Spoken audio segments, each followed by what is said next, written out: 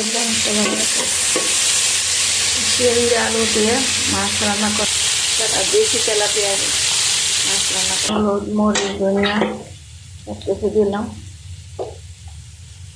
Tilapia মাছ আজকে ছোটো ছোটো করে মাছ দিয়েছি, মাছ শেষ হয়ে গেছে। কাঁচামরিচ দিলাম, আস্তা টমেটো কেটে দিলাম,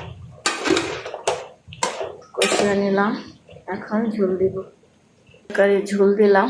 এখন মাছ দিব। তরকারি আমার হয়ে গেছে। তরকারি ভালো লাগে আমার, তরকারি